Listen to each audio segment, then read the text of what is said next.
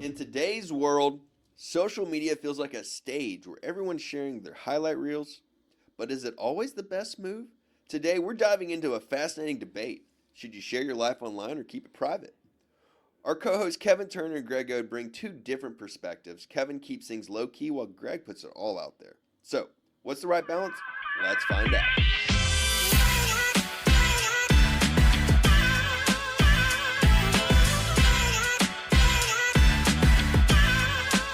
All right, so today we're going to talk about why share your life online What up? Episode 3. or not. So, I think, between Kevin's reserved approach Yeah. versus my open book style as a natural lead in the discussion, Kevin, you're someone who values privacy and keeps a lot of your personal life offline. Yeah. Meanwhile, I've built a brand around sharing your life through YouTube and social media. Let's start with you, Kevin. Yeah, man. So, you've built a successful business with putting much of your personal life online. Why is it important to you? Yeah, I mean, I think a lot of this has stemmed itself. So, in general, I am, you and I, from a similarity standpoint, we just love life. We like to have fun. We love just being out there. We have outgoing personalities, right? Right. In terms of why I've become reserved and been, I guess, cautious to share online is because I hate to say it, but I've experienced a lot of hurt. Yeah. And having people who, when I open the door to my world, then, not necessarily, no one's like using it against me, but just like the hurt I've experienced personally has Right. caused me to shut down and say, look, like, I don't want you to know what's going on in my world. I don't want to share. And even though, like, there's this, like, I mean, honestly, I think there is such a good balance to how you do and share and what you don't share. Yeah. I'm moving in the direction of sharing again, but that doesn't come without the repercussions of, PTSD, right? Like the things I've had that were post-traumatic in my past, and really it's just been the past 10 years. Yeah. If social media had existed in my younger years, like when my kids' age is now in college, bro, I probably would be all over the dang thing. For sure. But recently, just because of what's happened over the past 10 years, I have gone like, man, I don't want you to know. Like, Yeah. if you want to know me, it's going to be through a phone call, sitting down, hanging out. Yeah. And I want to share more, but it's always going to come with that reserved approach and sharing what I think is worthwhile. And actually, the reason why this is going to be my gateway, my door into doing that again, Sure. is because it gives me a platform where I feel like I can actually share my heart in a way that is me. Yeah. Right? And doing that and letting that be my foundational step to now taking steps back forward that I think will cause me to also start saying I'm willing to share more. I want to do more. Is Right. going to be this. Now, you shared something with me last night where it was talking about how, like, dude, it doesn't matter how little you are, how much people don't know you. If you are a celebrity, it all comes with judgment. Yep. It all does. So you have to be willing to experience that, which I'm going to, and that's fine. Yeah. I'm making this sound like I've got like this big arrow on my back and people like want to hate on me. That's not what I'm saying at all. It's just caused me in these personal relationships to kind of shut down. And here's kind of the worldview that I grew up in. And I had to learn this through going to counseling. And by the way, here's a plug for counseling. If you've never been in counseling, go get into counseling. Yeah. I mean, it's one of the best things I've ever done. And I was a youth pastor for a year and would tell people to do it, and I wasn't doing it. It actually took me getting out of ministry to start going and doing it. Wow. Right? But I'll tell you this. I grew up in a world, my parents, we talked about this in my story. I grew up in a world, in a home that was so safe that we operated under these kind of like things, which was, I won't hurt you, so you won't hurt me. Right. If I do hurt you, I'll own it and I'll apologize and make sure you know that I'm sorry for what I did. Right. And because that's how I operated for such a long time, I had no problem being transparent. And once I ran into the fact that people don't operate that way, it caused me to go, Right. and shut Yeah. No, I get that. So leads us into do you ever feel pressure to share more on social media, especially in today's digital age? Yes. Yeah. especially for what I do, right? I mean, I see so many loan officers growing their brand, and that's what I want to do. I want to grow my personal brand. I want to work with people who I like, know, and trust. Mm-hmm. And that's a line, that's not my line. Plenty of people say that kind of thing, but that is what I want to do. And so this is a way for me to be able to get that out there so that I can find more of those people. And, and if we vibe and we have good chemistry, we're going to work together. Right. Cool. So, next question. What are some Wait, risks? wait. Hold on. Don't just be going down that list. What about you? So, I think for me, do I feel the pressure? Yeah. I do feel the pressure, but I've also let go of it. Hmm. Right? So, I feel or I share What caused you to let go? or I post. It's let going of what other people think. Hmm. Right? And that's big. That's huge. And it's walking your own path for who you are, Mm. right? Which ultimately boils down to like, knowing whose you are. Yeah, right? So, Dude, that's a line. So, That's a bar, right? oh yeah. So once I know, whose I am, and I know for me, I'm a child of God, loved by the Most High, right? So once I can lean into that, that gives me an invitation to figure out who I am Mm. and share that. So as I've continued to walk in that, I've do I feel the pressure to post a lot of times? Of course. We fall into the comparison trap occasionally, and what I have to do is I have to reel it back in, and realize that that's not me, that's not my journey, Yeah. that's not where I'm at, Yeah. and I'm running my own race, Yeah. And the cool thing about running races is you get to do it with other people too. Yeah.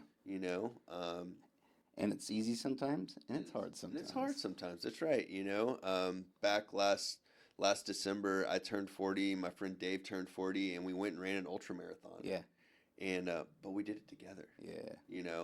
We had a whole group of guys and gals that we ran with, and we started off together. But you know who finished? It's like I finished on my own. Mm. And it was through running with prayer Mm. and running in that regard. So it's like I feel like once you find a way to connect with the right people you're running with, Yeah. it doesn't matter. Yeah. Which is 100% what this is, right? Running together. And I think and then this leads into our next question. Yeah. As you choke over there or whatever's going on. Well, I'm getting over a cold and my asthma flared up, so Gotcha. I've got that. So, what are some risks or downsides you see in oversharing online? I know for me, I'm pretty vocal and pretty bold. Yeah. With who I am. I'm a man of faith. I'm in recovery from drugs and alcohol. Married, young kids. Yeah. I think when it goes to sharing online, for me and the bar of where I want to put is it has to be able to be something that my kids can watch. Mm. If my kids can't watch it, I don't need to put it out there. Right. So that boils down to a heart thing. And it's a guardrail, Yeah. right? It's a guardrail for me and knowing like what I'm out here doing. Like I'm not going to be out here doing anything explicit, verbally or like physically or anything like that. That's it's not who I am. Yeah. I think when it goes to oversharing, us as people in the real estate world, like we have to be careful, So I think, if you're telling a story about a client, and it's an active deal, you don't need to have any names or Right. any addresses or anything like that in there. Yeah. And if you have permission after you've closed, like certainly, Yeah. tell the story. But I think that's what it boils down to. Like, I do see people overshare and overstep their boundaries, but I think a lot of times because they don't have that guardrail in place. Yeah. And the thing that, so I think a lot of people will resonate with this.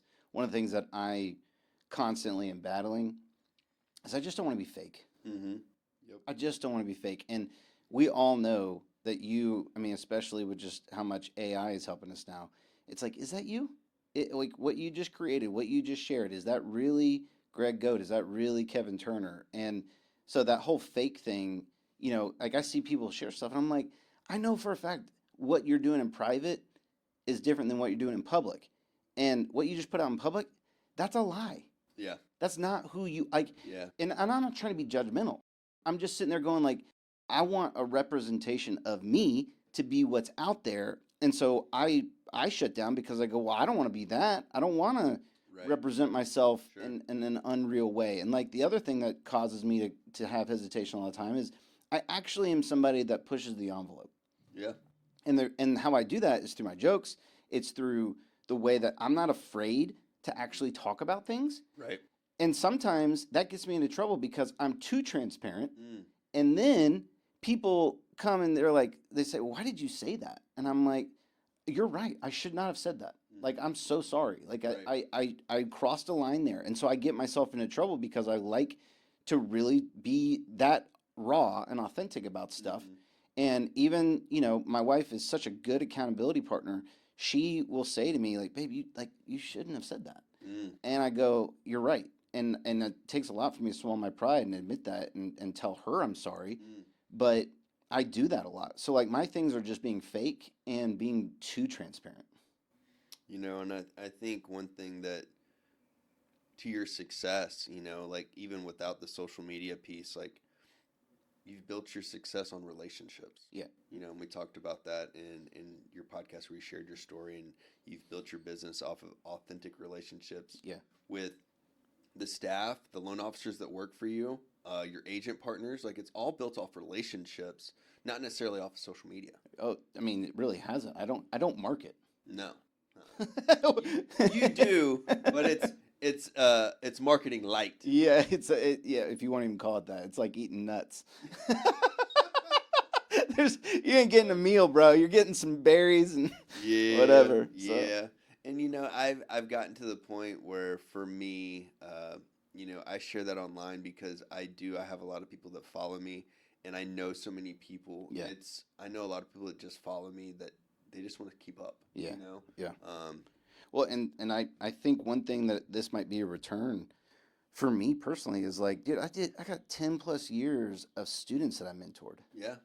and they're all adults now. Yep. And I know because of the way that we connected when they were younger that I'm an ex mentor of theirs, Yeah. and remembering that like I can still be a voice in some way to those people that I love, had time, like a lot of energy put Right. into them. Sure. And so that's one reason why I do believe there's something good about getting into that world of sharing again, because I feel like, here's the whole idea, right? We all have gifts. Mm-hmm. We've all been created with this amazing ability to do things. And you look at the graveyard, right? I heard this, and I'm sure a lot of people have too. I heard this one time, I think it was Eric Thomas who said this. Mm-hmm. He goes, the place that's the most disappointing is the graveyard. Why? Because it's filled with ideas that never got expressed. Right. And for me, So good. I sit here and I go, I got a lot of stuff up here. God's given me a gift to live a certain way and have a story that's worth sharing to help impact. And so I got to get out of my own head. I got to get out of my own way. I got to start expressing that stuff because it's not about me. No, it's not. I've kept the focus on me and I've been reserved, but yet Lord's saying like, hey, I need you to get out of your box. Yeah. Because there's something that needs to be said and shared, and it's going to help somebody. I think also the other thing to that point is, it's if you're being vocal about anything, Yeah. no matter what, you're gonna ruffle feathers. Yeah, Right. yeah. And I think it comes to the point where it's like I can't control anybody else's feelings or reactions. And boiling down to looking at, okay, well, what was my intention with that post? What was Yeah. my intention with that reel, or what was my intention on that piece of marketing? And it's like I think really getting to the heart of like, okay, why am I doing it? Yeah. Am I genuinely sharing the journey, or am I doing it for likes and views? Yeah. Because then it does, like we've seen with other people, and like you're sharing about this, seeing people and knowing like what's happening in the back rooms and like what's happening online Yeah. are like two different things, and it's like, again, it's not up to us, Mm-mm. So I think what we have to do is, really it's a heart posture and knowing that boundary of like, hey, what do I post, and like what, and dude, it's not easy to post. Mm-mm. It's not easy to come up with content ideas. It's not easy to come up with series or any of that. I think everybody has their own thing, but and my hope for you is that you would lean into that. You know, Yeah. you have been given an experience through your life, through ministry, through faith, through family. That can boil over into sharing that authentically out there in the Yeah. universe, utilizing social, Mm-hmm. whether it be the gram, X, Facebook, anything like that. There's so many different platforms out there. Yeah. So I feel like we have such an opportunity to reach Yeah. so many more people, and I think you're right. We just have to get her out of our own way. Yeah. And when I'm feeling insecure about me, it's because I'm not connected, Mm. right? So when I'm disassociated and connecting from God, it's not, I didn't move, Mm-hmm. or no, God didn't move, I moved, Mm-hmm. right? I let distraction get in the way. Yeah. I let myself fall in the comparison trap. I let myself see that in a different light, Yeah. But when I get to that ideology, I have to remember, like, that's a flag on the play for me. Mm. It's like, oh, hey, nope, rewind, reset, and then I think you have to figure out, like, well, how do we reset, right? And I think for the reset for me, it's I'm very recreational oriented. I love the outdoors. I love recreating. I love fly fishing. I love mountain biking. I love trail running. Anything outside, like, I'm in. Yeah. Like, game on. Let's Yeah. go. Yeah. Especially if it's in the woods or the mountains, I'm Yeah. like, let's do it. Yeah. Yeah. You know? That's my reset, Yeah. and when I get out and do those things, it allows me to get into what we call flow state. Mm. And when I get into that flow state, that's me communicating with God. Yeah. That's me being present with God. Yeah. And whenever I'm getting into God's presence in that way, I get overwhelmed by grace and gratitude. Yeah. And that heart posture Yeah. shifts. Yeah. And when that heart posture shifts, that's the reset. Yeah. So I feel like what everybody has to figure out is what is that for you? Mm. Because we'll fall into it, but it's not everybody wants to go fly fishing. Yep. Not everybody wants to go trail running. Some people are like, only thing I'm running from is a bear. You know what I Mhm. mean? Like, I'm not running. But everybody's different. Yeah. I think finding that is good. And I think it's finding that balance of, it's finding the true balance of posting and knowing what to post and what not to post. Yeah. Right. It's following that intuition and knowing, like, hey, is this a personal just for me and my Yeah. family, or is this, like, do I need to share this with Yeah. everybody? Well, and I think in the same way that we, if you're trying to live a life of influence, if you don't take the time to define the guardrails, then you're always going to steer off the road, right? So I think this will be helpful if you know off the top of your head, what are some of those guardrails Mm-hmm. that you have put in place that are constantly in the back of your head when you are making decisions, when you are going to post, that allow you to have that freedom to play in that sandbox and feel totally fine about it, because it doesn't matter how big of a mess you make inside Right. the sandbox. Yeah.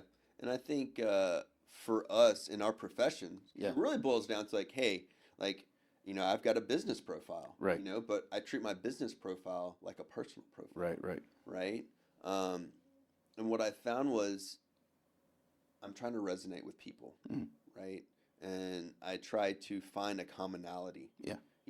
Whether it be you're a dog owner, you're married, you live in the suburbs, you've worked out west, you've been out west, you like to be outdoors. Like, these are all things that, like, people can resonate with me on, whether it be music, any of that kind of stuff, faith, recovery, anything. Right. So I think being able to share the relevance of, hey, we're not just salespeople. Right. We're real people, that have real hearts and have Yeah. real consciences. Yeah. And, I think that that's just so important for us to have. Mm. Yeah. That's good. Yeah. I think if you could go back in time, would you change how much or how little you've shared online? I would be how little. Mm. And the biggest reason, again, is, like, when I get to the finish line, meaning when I'm dead. Go be with the Lord. Yeah, I don't want I feel like it's a life that wasn't well lived. It's a waste. Mm. So I don't want to get to the finish line. I want to hear, "Well done, good and faithful servant." Amen. But if I'm keeping it all here, then I did not, like, it's the parable of the talents, Mm. right? You know, three sons, they all get given, different amounts. What did you do with what you were given? Mm-hmm. And if I get to the finish line and because I was being judgmental, because I didn't want you to know about me because of my past hurt, whatever, then that is shame on Kevin Turner Mm. because I didn't finish well. I didn't allow myself to be a little bit vulnerable and to put myself out there and to say, okay, hey, look, like, this is who I am. Like it, leave it. If I've hurt you in the past, if you've hurt me in the past, like, let's move on. But don't allow it to prevent me from expressing a gift that I've been given. And so that's really what this is. This is the beginning of me getting back to sharing and saying, look, it's my turn. I need to. And I'll finish with this. You and I talked about this. Mm-hmm. We have kids. Yeah. We are now in a digital age where everything is saved somewhere. Yeah. If I die tomorrow, even though we're 3 episodes in, I left something for them Right. that they can, and like, and literally my heartbeat is right now, I want to share the gifts and I want to influence my kids. If it ends up impacting more people, if the only people that ever listen to this is them, and that's a memory that they have saved and they can watch and they can remember, my dad said this, my dad did this, my whatever, that is worth it. 100%. So that is why I'm stepping out, and I would encourage anybody else that feels the feelings that I have to get out of that and start doing something, right? They always say, just start. Just start. Just start. And I've been stopping for the longest time. And this is, hey, just start. Just start doing. And if you will, then you'll be able to start influencing and having impact in ways you never possibly imagined because you just said, okay, Yep. let's go. That's it. That's it. And I think for me, going back to that question, I think I wish I would have started sharing more sooner. Mm. I, as an adult, like, this has all happened during my adult life, this digital age, this Yeah. Instagram, Facebook, TikTok, YouTube, all these different, Yeah. channels that we have and operate and like how we share, different things. I wish I would have shared more sooner. Mm. I'll never forget. I was always pretty guarded on social media with my recovery from drugs and alcohol until I was at a conference. Yeah. And Real Estate Blueprint Mastermind was out in Houston, and hosted by Katie Day and Tim Macy. And the Saturday night, we all went out to dinner. Mm-hmm. We went to the steak restaurant. There's like 22 of us. It was awesome. It was so much fun. And I sat across from this guy from Winnipeg. It was a buddy from Brad's, and we just had a good time. Got his information the night before, that night, and he was a Sunday morning speaker for the conference. And I'm sitting on the front row, and I'm listening to him share, and he's sharing. His nickname is Mr. Social Savvy. Okay. And like he caught on. He's doing it. And he's sharing all these different insights and what he's doing and how it's working and how he's sharing his life and his legacy and all these different things on social media. And very similar, like you're sharing, like leaving something for your kids. Yeah. It's the same thing for him. Yeah. And at the very end, he pulls the stool out on stage. He sits down, and he plays this video. Yeah. And this video is, he says, "Hey, my name's Jesse. I'm an alcoholic." And he says, he goes into, "I don't share this to be pompous or brash or anything like that. I share it because if you need this, I want to give you hope." Mm. And bro, I'm just bawling in the front. Yeah. I'm just like, because I didn't know. Yeah. It didn't come up. I didn't notice that neither one of us were drinking at dinner. Right. Because I don't think about it anymore like that. Yeah. And I instantly got on my phone and started texting, like, "Dude, I've been in the program, for so long." And, now we've become very very tight and close. And, it's encouraged me to share my recovery. So every year on my recovery birthday, I do a post like that, and I'll tell you, I've done this for 3 years now. And each year Mm. on one of the platforms, someone reaches out to me. Yeah. You know, Yeah. they need help, or they found God, Yeah. or I love what you're doing. Yeah. Thank you. You know, anything like that. So it just goes to show you, like, hey, you know, it's taking a risk. You know, it's stepping out in faith and knowing, like, hey, these are the things we do. So for me, I wish I would have done it sooner. Yeah. You know, but you know, it's all in His time, right? Yeah. Well, and I think that's what I'm learning along this journey is, look, the timing of when it happens for you, Yeah. I don't know. But if you are just willing, you're going to get to a point where all of a sudden, like, you can feel the nudge. And that nudge, if you just pay attention to it, will eventually push you into action. And your season may not be right now. You could be going through something super hard. And it's just not the right timing. It's not the right season, right? But then when you do enough, this is what I love about seasons, right?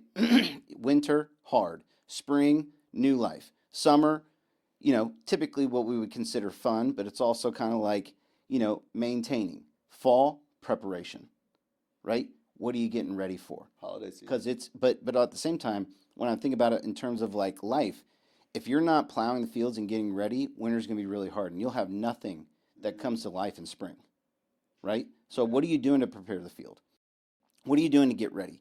And when I think about seasons and I think about my life and like the things that I've gone through, I realize that like I'm coming out of winter and spring is upon me. And technically we kind of are right now too, right? Like we are about to go into spring. And I'm going, Lord, what are you preparing? What's about to give life? And what do you want for me? What do you want for others?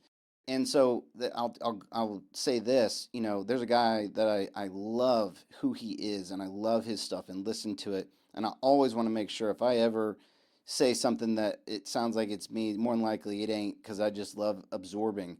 But there's a guy named Roy Vaden, and his line, which has been nudging on me for a long time and pushing me, is he has this saying that I heard on his show and he says it like this: "You're most powerfully positioned to help the person you once were."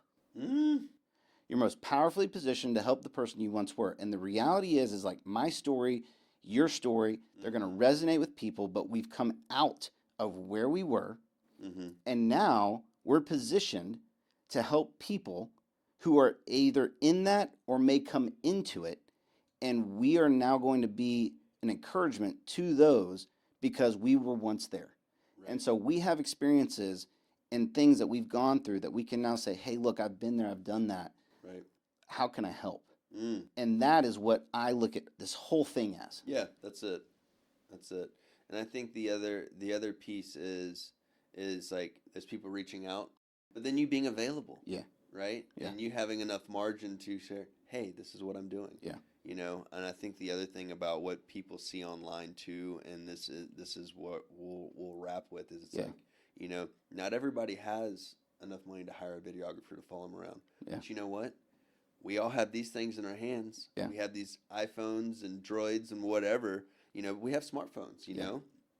They're super capable pieces of equipment, you know. They've got great microphones, they've got great cameras. Yeah. And at the end of the day, you don't need all the fancy stuff. Like, you can get started with just the phone in your pocket. Yeah. And I think that's an invitation for anybody out there listening, like, hey, it's in your pocket. Yep. You just got to hit play. And if you got to go cheap, which is what Greg and I are doing. Reality is this office was in where we work, the Collaborate office space. We just said it's there. Why not go take advantage? And Greg and I aren't even editing any of this. No. My son, we just said, hey, look, you know, I'm a business owner. I can pay you on the cheap, you know, and you're my son. Will you, because he got into videography, I was like, will you edit all this? And he's the one doing it all. And like, it's just finding a way and saying like, look, is it the most professional and well put together? Probably not, but you know what? We're just doing. We're just doing it. Yeah. And I think that's the thing. It's getting the terrible video out of the way. Yeah, totally. Right? Totally. 100%. So that's a wrap on episode 3. Let's go. And whether you're an open book like me or prefer to keep things private like Kevin, remember, it's all about what feels right for you. Thanks for listening to Real M and F. And don't forget to subscribe and share your thoughts with us online. or off. There you go. Let's go. Peace.